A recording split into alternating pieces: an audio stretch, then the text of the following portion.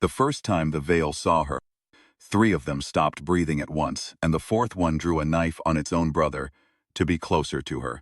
I was the one cleaning the floor when it happened. I remember that detail because it matters later. A mop in my hand, gray water in a bucket, the slow circular work of a man who had spent 11 years scrubbing the same corridor on the same orbital station and had stopped pretending it would lead somewhere else. My name is Aaron Vance. I am 41. I am not handsome. I have a soft chin and tired eyes and hands that have done nothing in this life except small useful things. And I tell you this because the story is not about me. The story is about her and what I did for her, and why 1,000 warships eventually turned their guns on a single docking bay and could not bring themselves to fire. Her name was Mireia Solon. Everyone on the station called her M. The way you shorten a name you are afraid to say out loud. You have to understand the Vel to understand what happened. They are not monsters. That is the first lie people tell about them, and it is the lie that almost killed us. The Veil are tall and pale and four-limbed in the way we are four-limbed, but their eyes are wet black mirrors with no whites, and they see the world in a spectrum we do not have a word for. They feel in that spectrum too. When a Veil looks at a flower, it does not see red and yellow, it sees longing, it sees the small precise shape of want. They have evolved to perceive beauty, the way we perceive temperature, as a physical fact written into the air. And their culture, their economies, their wars, all of it grew up around the harvesting and hoarding and worship of that fact. They had ruled 3 arms of the galaxy by the time they found us. They had cataloged 10,000 species and burned half of them out of disappointment. We were the joke of the cluster. We were the small ugly thing on the edge of nowhere. They took our colonies the way a man takes a coat off a chair. Nobody fought them. There was no point. And then she walked into a Veil marketplace on Citra Station, and the marketplace went silent. I was not there. I heard about it from a Luri merchant who had been selling spice paste and dropped the whole tray when she passed. He said. The Veil in the stall across from him began to weep. He said one of the warrior caste, the kind with the lattice scars down its throat, sank to its knees in the middle of the aisle and stayed there. He said you could hear the air moving. That was the first sign that something was wrong with the universe, and that the wrongness was wearing a small woman's shape and a thrifted jacket, and walking through the produce section, looking for fruit. The Veil have a word for her. They had to invent it. The closest translation is the shape that finishes the thought. They had only ever used it before for stars. She came to me 3 weeks after the marketplace, on a Tuesday because she said she did not know who else to ask. I had not seen her in 9 years. We had grown up 2 streets apart on a colony that did not exist anymore, and she had been my friend, in the way a quiet boy can be friends with a girl everyone else stared at. Is to say, I had loved her without ever saying it, and she had known and never made me say it, and that had been the kindest thing anyone had ever done for me. She knocked on the door of my service bunk and stood there in the bad fluorescent light, and she did not look like a goddess to me. She looked tired.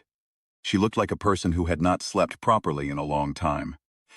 She had a scratch on her cheek from where someone had grabbed her face the day before, and she had cut her hair short with a kitchen knife because long hair, she said, made it worse. Aaron, she said, I need you to help me kill me. I put down my cup of tea. I did not say anything for a long time. The tea was the cheap kind that comes in bricks. The mug was chipped on the rim.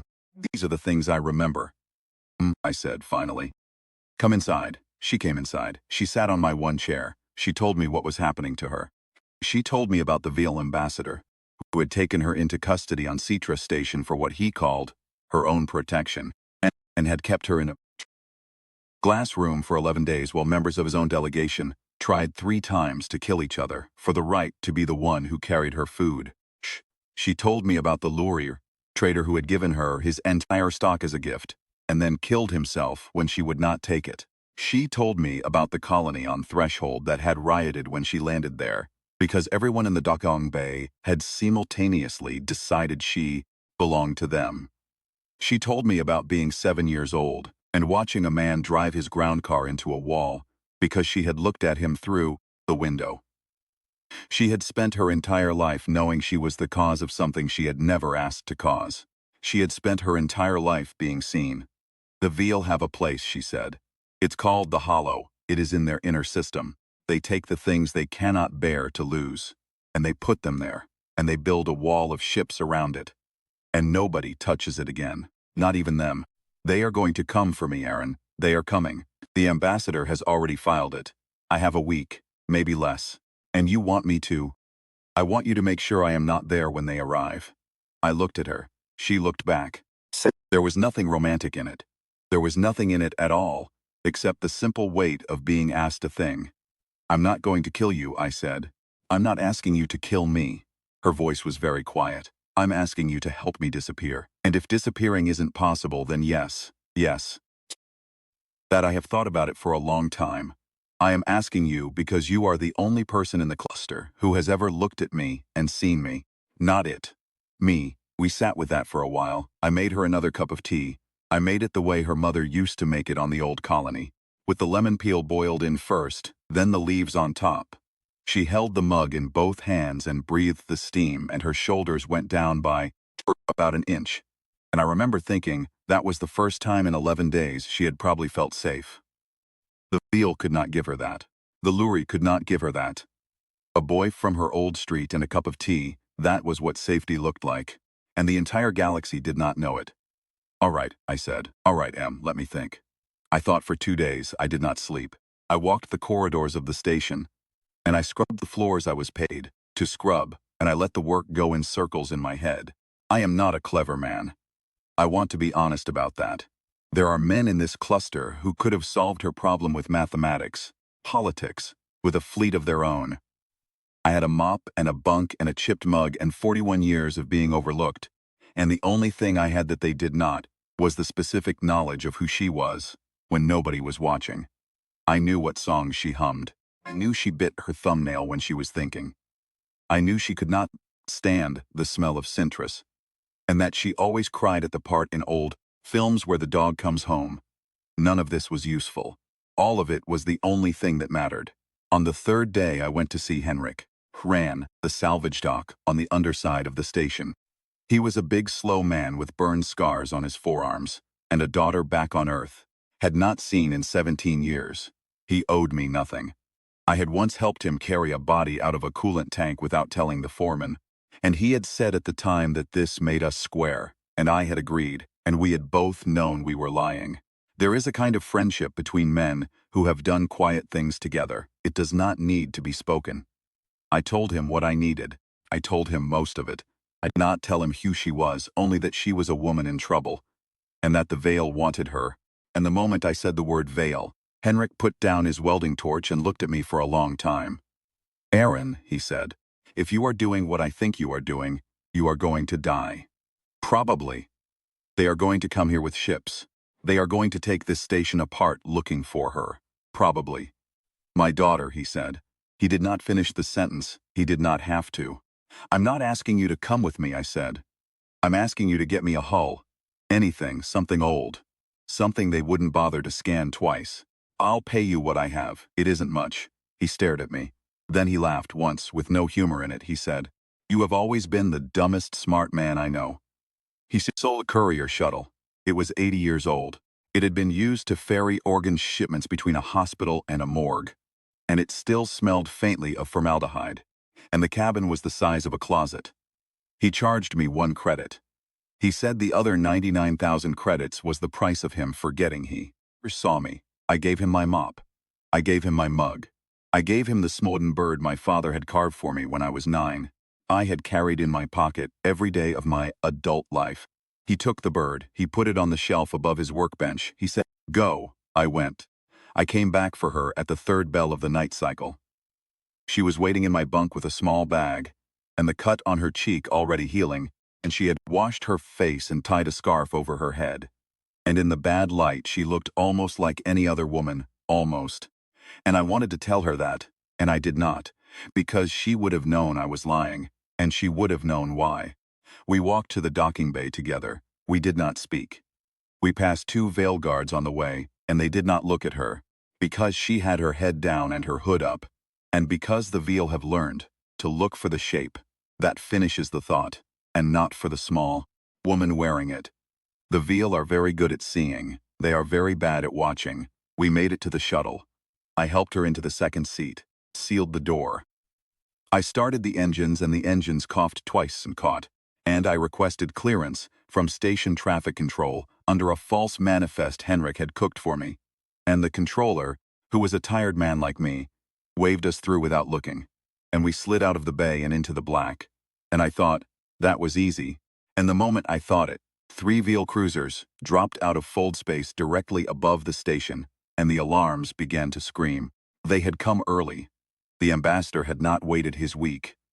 The voice on the open channel was not translated through a machine.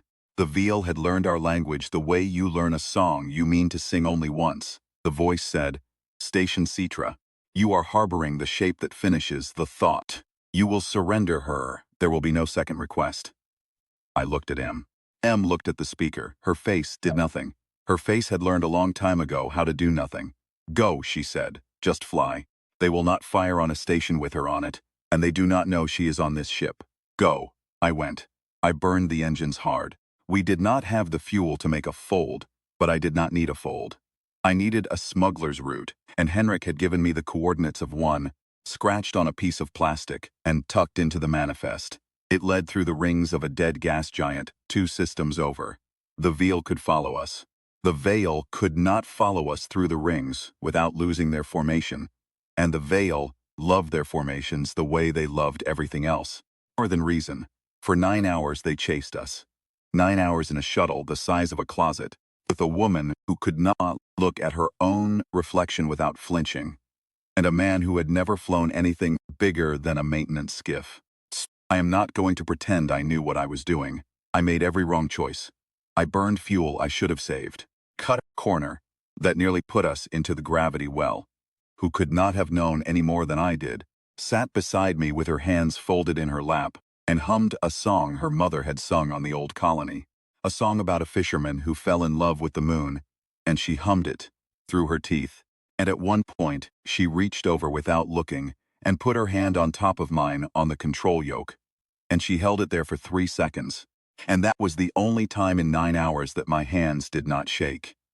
The shuttle had a kind of smell to it that I have not been able to forget. Old formaldehyde and lubricant and the faint copper tang of dried blood that had soaked into a panel somewhere a decade before, the way blood does. I noticed it most when the air recyclers stuttered, which they did every 12 minutes or so, a small chuff like a man trying not to cough at a funeral. I noticed everything. I noticed the small green light that should not have been green. I noticed the diagonal crack running across the right edge of the cockpit window, hairline thin, and I sat for a long time, wondering whether it had been there when I bought the ship or whether the first hard burn had put it there. And I decided it did not matter. And I decided that very firmly the way you decide a thing you do not actually believe. The first Veal cruiser came up under us out of the planet's shadow. It was the size of a small city. The Veal build their warships the way they build their cathedrals, which is to say they build their warships as cathedrals. The hull was carved. I'd see it on the close-range scan, the long, graceful spirals of their script running the length of the ship, telling the stories of the captains and the generals and the dead. Beauty was their armor. The ships of the Veal had never been camouflaged in 9,000 years because the Veal had never needed to hide. The universe always looked at them first. The cruiser hailed us once. It said, in the same careful voice, the same unhurried voice, "Small vessel, dark, be boarded. There will be no second request." I did not drift dark. I burned harder. The shuttle's hull groaned in a way I had never heard a ship groan before. M's knuckles went white in her lap. Put us into a roll, the manual said, the shuttle could not do. And the shuttle did it. And the cruiser tracks turret missed us by what the readout later said was 9 meters. 9 meters at that speed is the width of a thought. The Veal gunner had been ordered not to kill us. They wanted her alive. That was the only reason we were alive. Even the Veal, in their grief and their hunger, would not risk the shape that finishes. The thought becoming a fine red mist in the void, and that one piece of restraint was the only edge we had, and I used it. I used it the way a man uses the last match in a wet box, carefully, carelessly, both. We fell toward the rings of the gas giant. The Veil called that planet by a name that translates as the slow-drowned king. We did not know that then. We learned it later, from the ambassador, who in the time after everything would sometimes sit in our kitchen and tell us the names of the things in his language, the names of stars and rocks, and the small particular shape of the wind through a doorway. He told us that name on a Tuesday. Em laughed when he said it. She said it was a beautiful name for a place that almost killed us. He did not understand the laugh for a long time. He was still learning. The rings were not what you see in pictures. The pictures lie. The rings are not flat. They are a storm of ice and stone the size of houses, spinning in 3 directions at once. Trit, lit from below by the planet's own orange glow. And going into them in a shuttle is like swimming into a chandelier that has been hit by a truck. I had no business taking us in there. I had no business doing anything I did that night. But Henrik had given me the coordinates of a thread, a single thread through the chaos. And I followed it because I had nothing else to follow, and the Veil came in behind us because they had nothing else to do. The lead cruiser lost a wing first. I saw it on the scan. A spar of ice the size of a stadium came up at them from below, and they did not turn fast enough, and the wing went, and with it a third of their crew, and the cruiser tumbled out of the rings in a long, slow, elegant cartwheel, still beautiful, even broken, and I thought, that is the whole of them. That right there they are still beautiful, even broken. And then, I had to take us hard left to miss a rock the size of my old apartment building, and I stopped thinking for a while. The second cruiser pulled out. Their captain was older. Their captain had read the math. I saw it on the scan as they peeled away, climbing back out of the well in a slow, careful arc, and I almost laughed. The Veil had a saying that the ambassador later translated for me. It went, "Beautiful death is still a death." Their captain had decided that today was not the day to find out. The third cruiser came on. The third cruiser was crewed by the warrior caste with the lattice scars. And the warrior caste did not pull out. They burned in after us with everything they had. They were closing the gap. They were going to have us in 2 minutes. They were going to take her in 3. I cut the engines. I cut them dead. I cut the lights. I cut everything except the air recycler. It kept making its small chuff, and I let the shuttle drift through the debris field on inertia alone, dark and dumb and cold as a stone. Em did not ask what I was doing. Em understood. She held very still in her seat, and she did not even hum, and the air recycler chuffed every 12 seconds. And the third Veil cruiser came sweeping through the field on active scan, looking for the heat signature of an engine, looking for the radio bloom of a transmitter, looking for the small specific shape of want. That meant the thing they were chasing was still ahead of them. They did not look at us. The Veil see beauty, and an 80-year-old organ shuttle drifting with its lights off is not beautiful. And the cruiser passed us so close I could see the carved letters on its hull, the long names of the dead generals, and one of those names ran the length of our window at a distance I could have hit with a thrown bottle. The cruiser passed. The cruiser kept going. The cruiser disappeared into the long curve of the ring system, still looking. And the universe is sometimes kind to the small ugly thing on the edge of nowhere. I sat in the dark for 10 minutes before I dared to breathe, reached over and took my hand. Not the yoke this time, my hand. She held it. She did not say anything. The recycler chuffed. The cold seeped into the cabin in the way cold does when the heaters are off. Slow, like a tide. After a while I turned the heaters back on. For a while I turned a single light on. Dim, low, the kind you would light a candle by. Emma's face in that light was a face I knew. The face of the shape that finishes the thought. The face of a girl I had walked home in the rain when I was 12. There was no beauty on it. There was only her. "You did it," she said. "We did it." "No, you. I just held your hand." "That was the part that did it," I said, and I meant it. We made the rings. The Orville cruisers split formation to follow. The lead ship lost a wing to a rock the size of a cathedral. The second one pulled out. The third pressed in and was on our tail when I cut the engines and let the shuttle drift dark through a debris field. And the Veil ship swept past us not 300 meters away, and did not see us, because the Veil see beauty, and an 80-year-old organ shuttle is not beautiful. And the universe is sometimes kind to the small, ugly thing on the edge of nowhere. Came out of the rings on the far side. We were alone. We had 4 days of fuel and nowhere to go.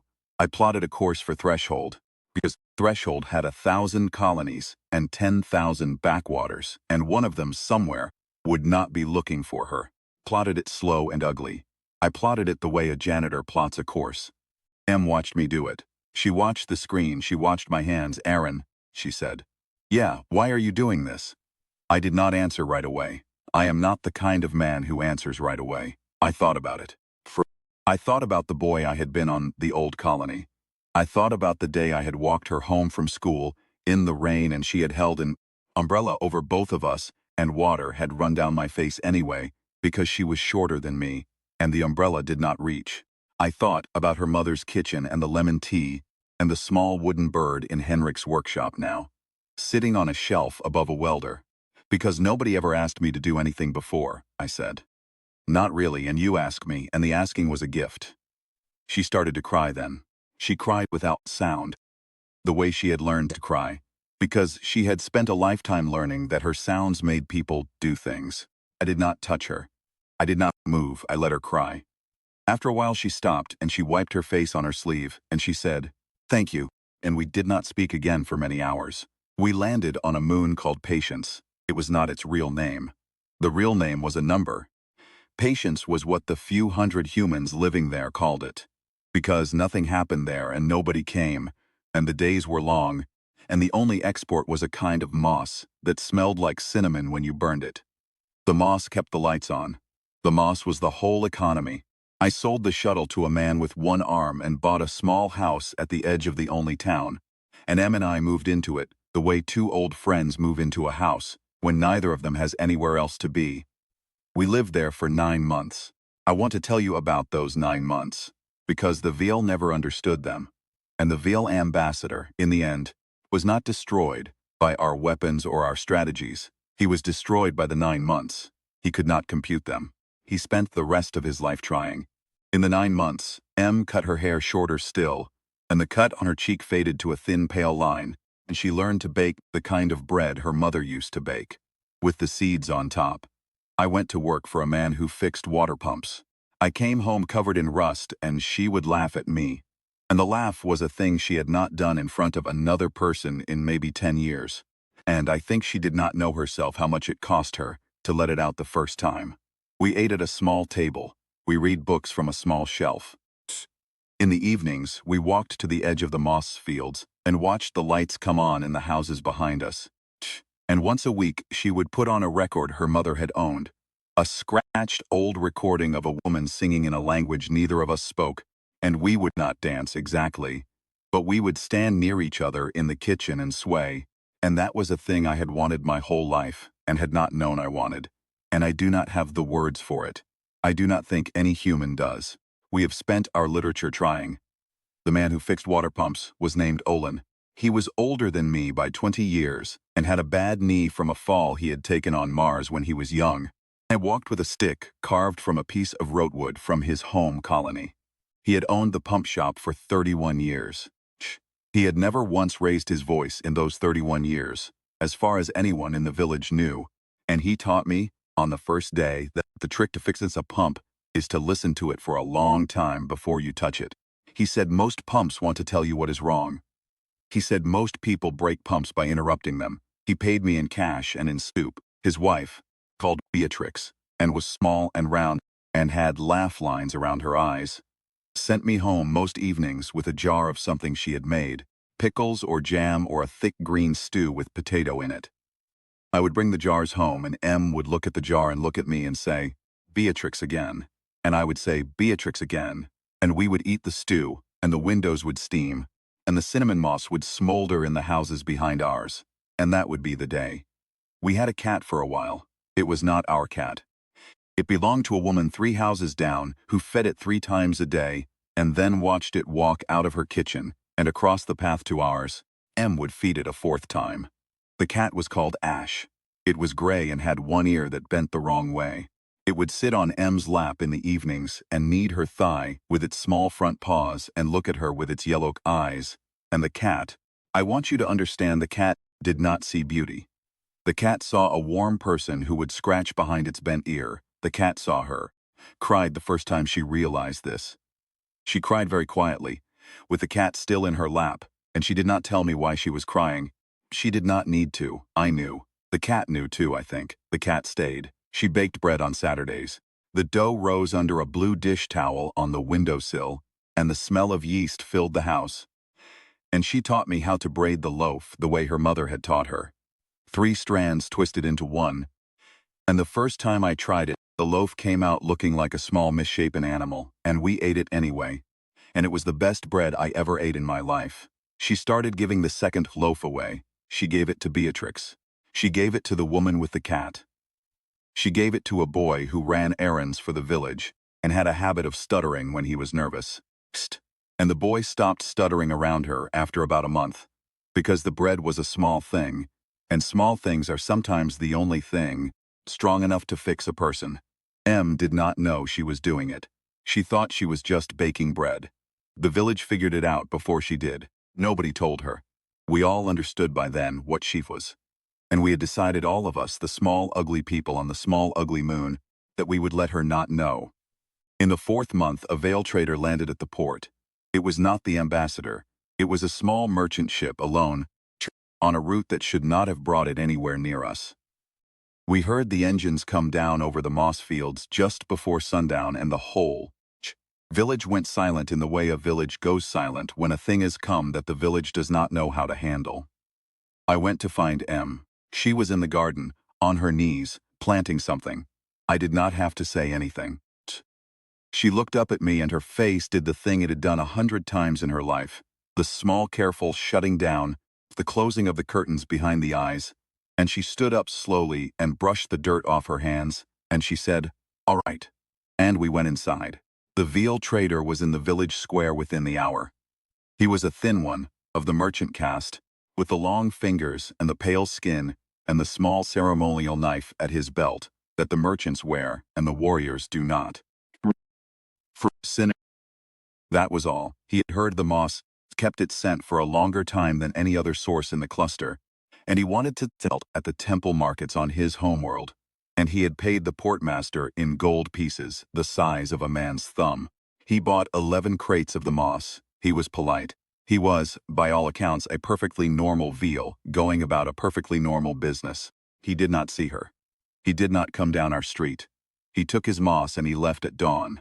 But for the 11 hours he was on the moon, Em did not leave the back room of the house, and I sat in the front room with the lights low, and we did not speak. And at one point, I heard her crying again, in the way she had learned to cry, without sound, and I went and sat next to her on the bed, and I did not touch her, and I did not say anything. And after a while she put her head on my shoulder, and we stayed like that for a long time. The veal trader took off in the morning. We watched the engines go up over the moss fields from our window. The smell of him left with the ship. Em went back to the garden. She finished planting whatever it was she had been planting. The thing she had planted came up 2 months later. It was tomatoes. She had planted tomatoes. We ate them in the summer with salt and a little oil, and they were red and warm and full of the taste of the moon. And that was the end of the veil trader. And that was the beginning of the tomatoes.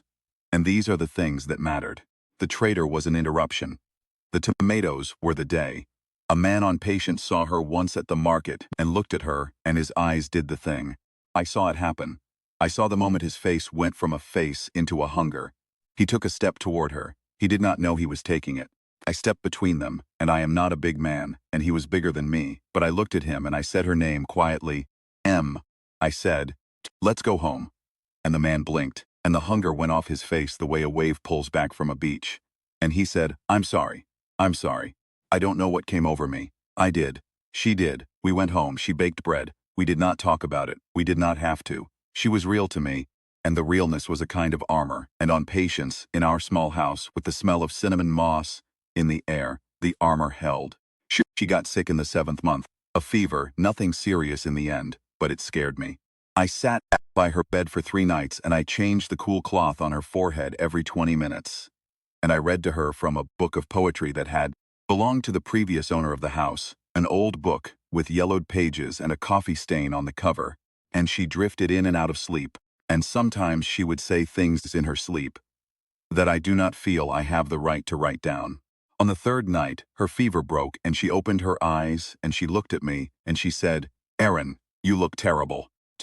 And I laughed for the first time in 3 days, and I said, "You look beautiful," without thinking, and then I caught myself. Her face changed for a second, and I said, "No. No, I mean you look like you. You look like M. You look like you are still here." And she smiled. And she closed her eyes, and she said, "That is the only kind of beautiful I want." And then she slept. And I sat by the bed until morning. And outside the window, the moss fields were burning low, and the cinnamon smell came in through the gap under the door, and the cat Ash was sleeping on her feet. And that was the night I knew. I had known before, of course. Every man knows before. But that was the night I let myself know. The Veal found us in the 10th month. They came in 3 ships, not a fleet. The ambassador was on the first one.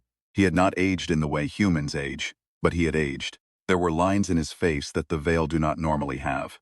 He had not slept. The Veal do not sleep the way we do. He had not done the thing they do, instead of sleeping, and it was killing him. I saw him through the window of our small house, walking up the path with his guards behind him, and I said, "M," and she said, "I know."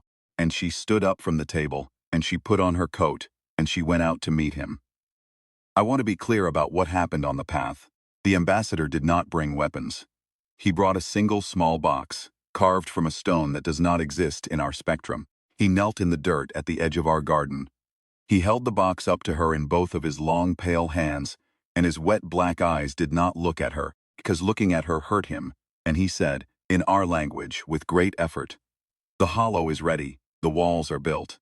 You will be safe inside it. You will be the only thing inside it. No one will touch you. No one will see you. You will be perfect there forever." M looked at him for a long time. She did not take the box. "Ambassador," she said, "what you are offering me is a grave. It is a sanctuary. It is a grave.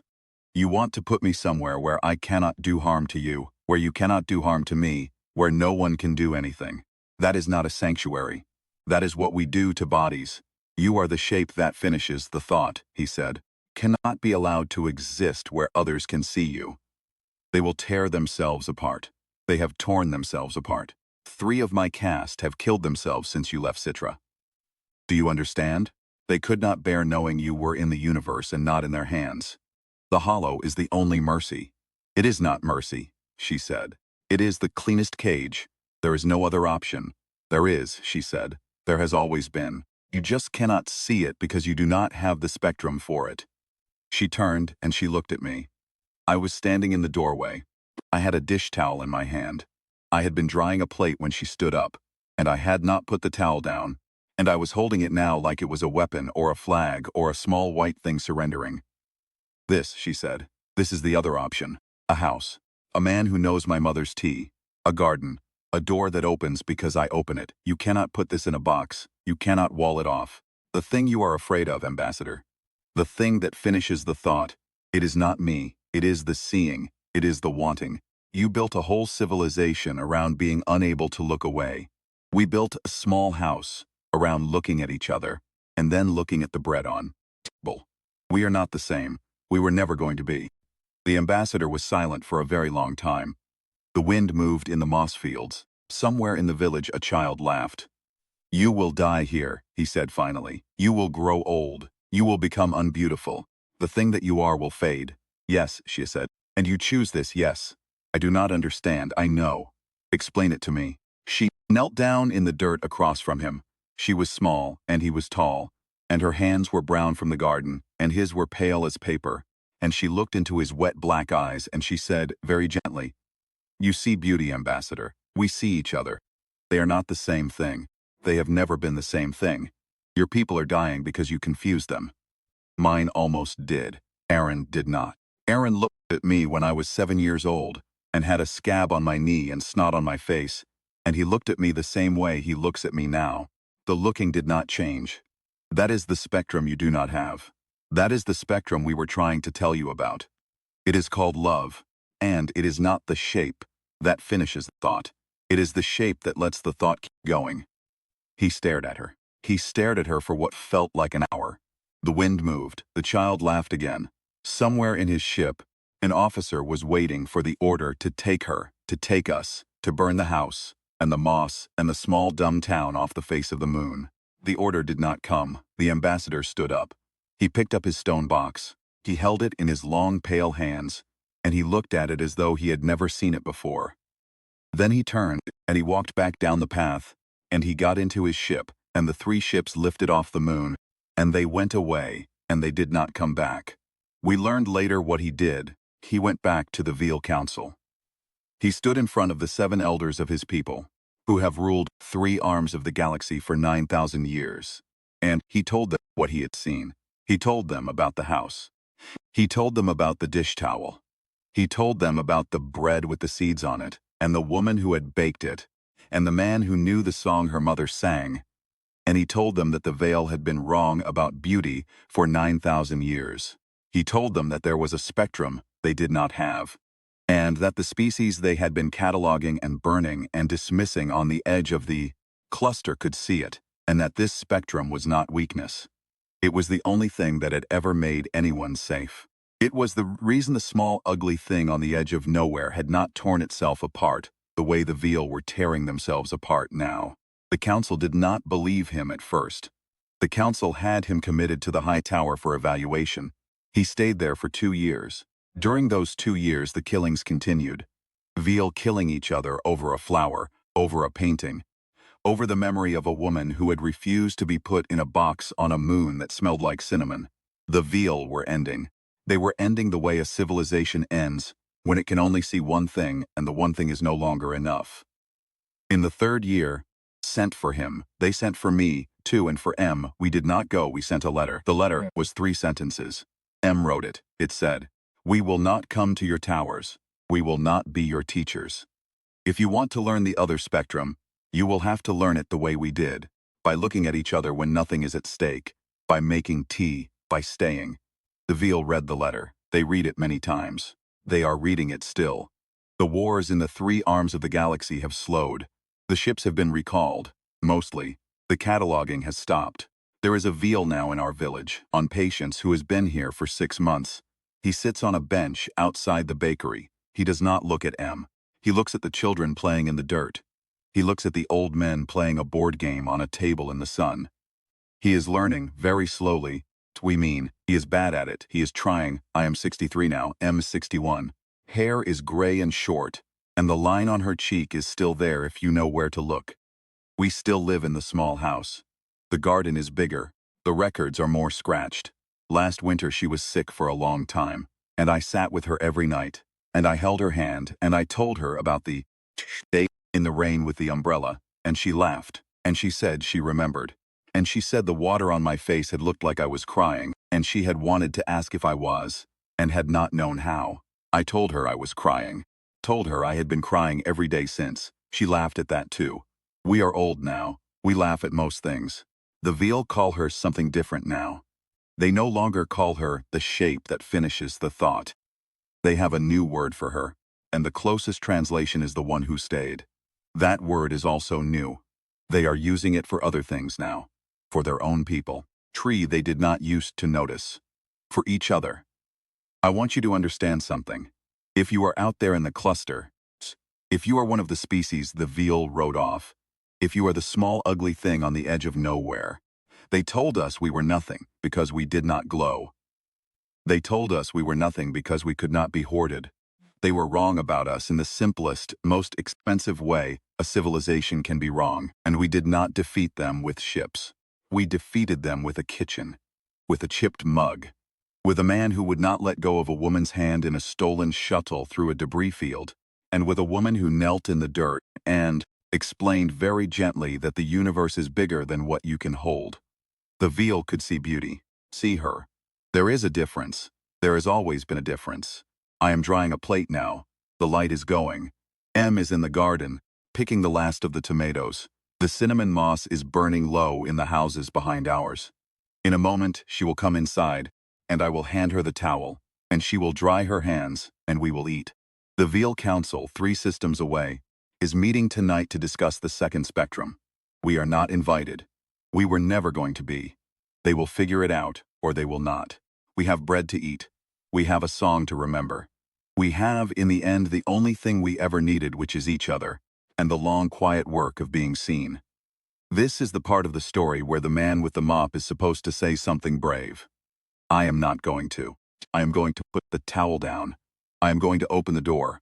I am going to call her in for supper. That is the spectrum. That is the whole spectrum. In the end is what we are for.